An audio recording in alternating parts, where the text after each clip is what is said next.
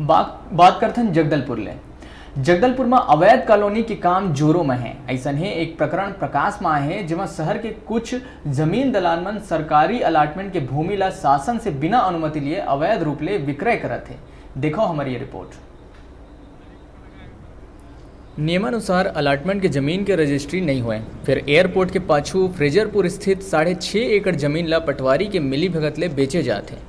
दरअसल बस्तर में एनएमडीसी की स्थापना के बाद से शहर में जमीन की कीमत आसमान छुए लगे हैं और जमीन के कमी के चलते शहर के ब्रोकर अलाटमेंट के जमीन ला धड़ल्ले ले बेचते हैं। प्लॉट का निरीक्षण किया गया है। इस संबंध में सक्षम प्राधिकारी जो है उनको प्रतिवेदन दिया जाएगा, उनसे एक बार संपर्क कर लीजिए। कुछ शिकायतें मिली, क्या शिकायतें के आधार पर आप?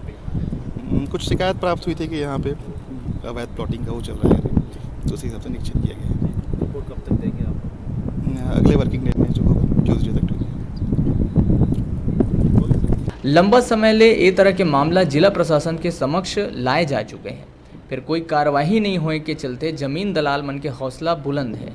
बस्तर में 1960 के बाद भूमिहीन ग्रामीण मन के आजीविका पर 5 से 10 एकड़ भूमि दिए गए रही ताकि ओमन खेती करके अपन परिवार ला पाल सकें।